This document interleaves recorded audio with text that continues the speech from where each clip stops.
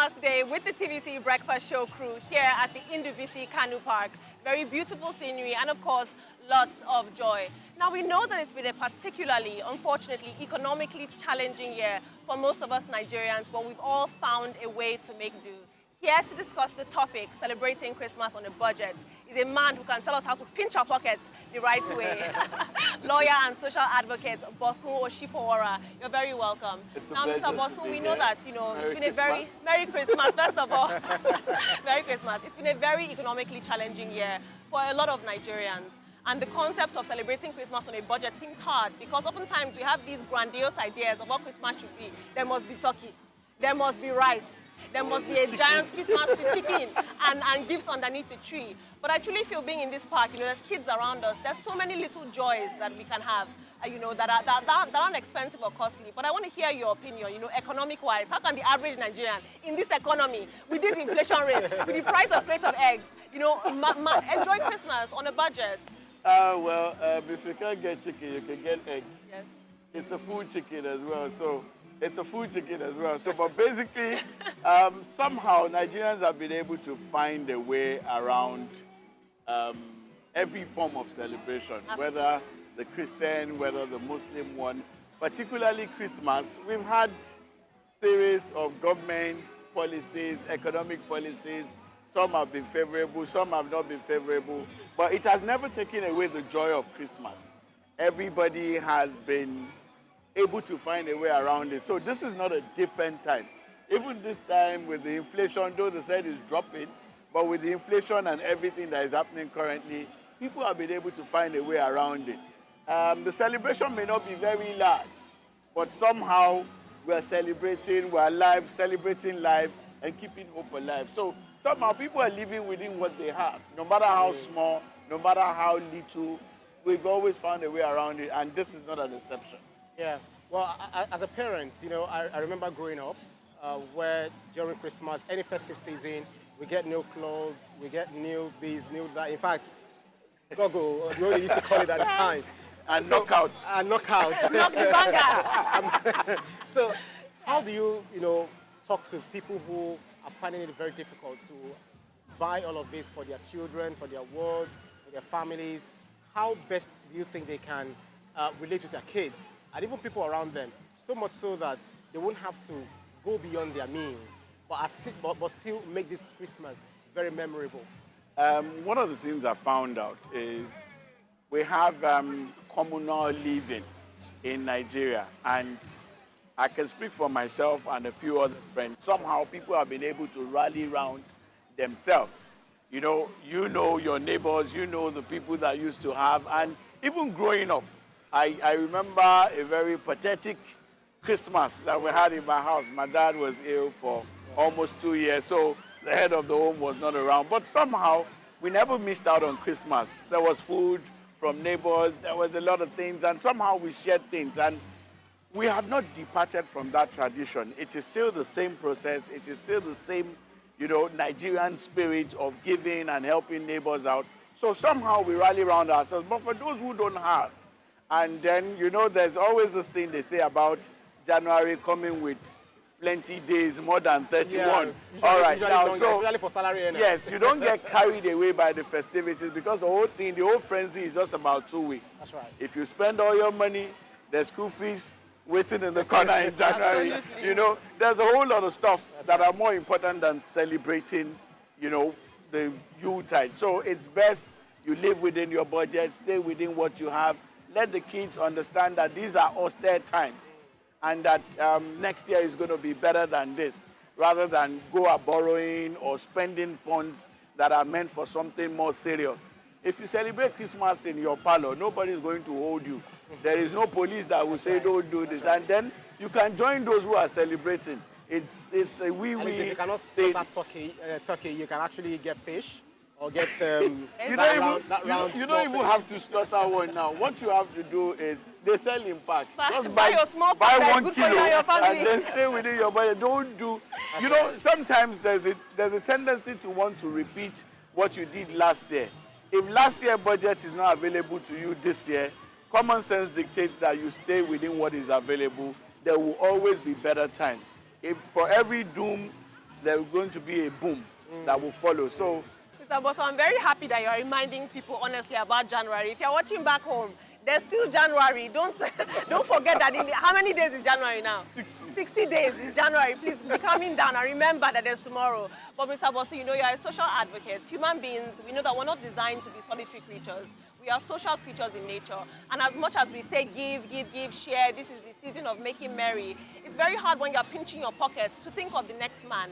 In your opinion, based on your knowledge on sociology, how can you say we can commune in this period, you know, as people under the same or similar economic fates without breaking the bank? How can we commune in these ways without spending too much money? funny enough, Nigerians have always rallied around themselves.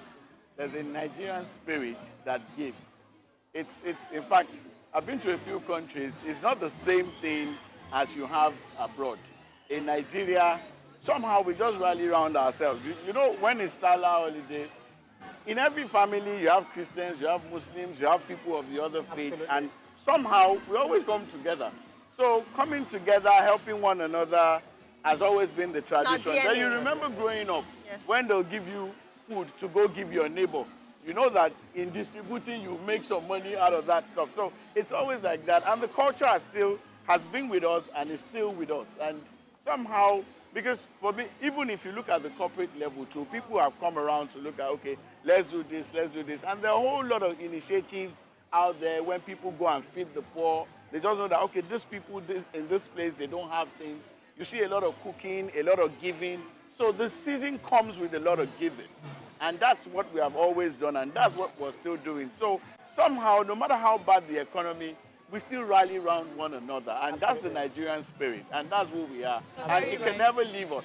You're very And that's right. who we will continue to be. That was profound. I know all year round, especially this year, we've had conversations, you know, in our studios where we talk about the problems Nigeria has been facing since the removal of fuel subsidy. We've had insecurity and all of that. I want you to speak to, you know, elevating the spirit of Nigerians, those who are down, because it's just a few days to January. What are the things that you're anticipating, you're looking forward to seeing? Maybe in your own clairvoyant way. What are your expectations for 2026 as it approaches?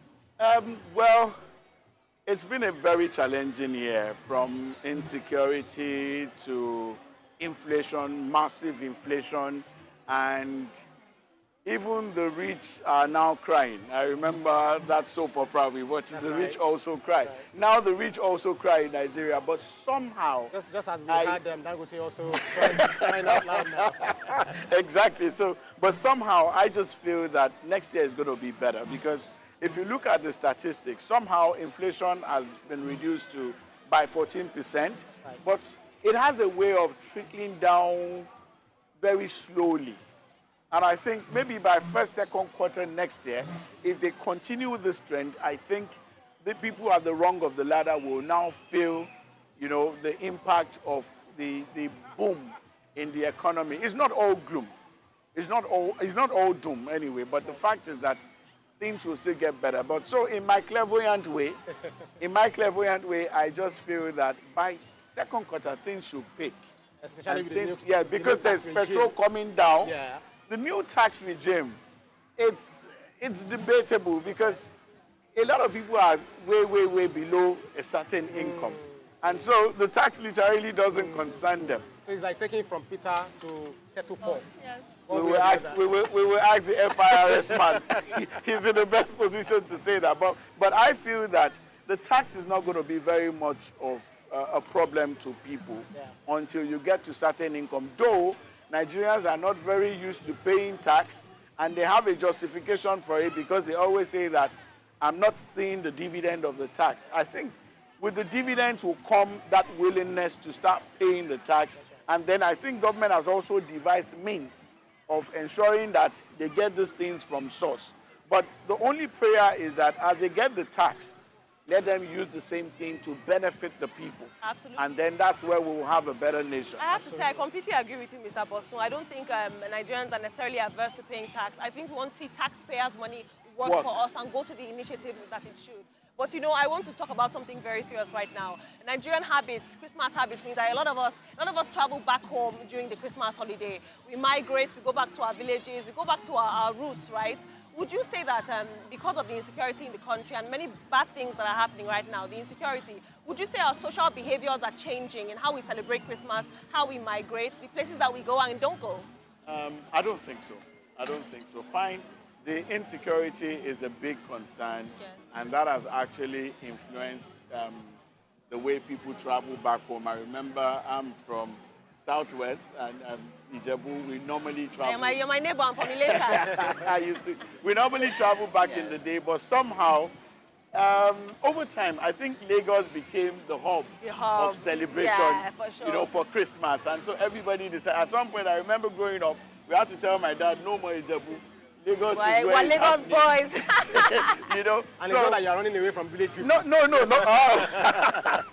We're not really running away from them. But you see, the fact is this, the insecurity has not really helped. All right, and you could see flights also. The prices have gone very high. So it's just proper circumspection to stay where your budget can accommodate you, and that will mean staying in Lagos. When things peak, I think people will resume how they used to do back in the day. Absolutely. But it has not really changed our social life.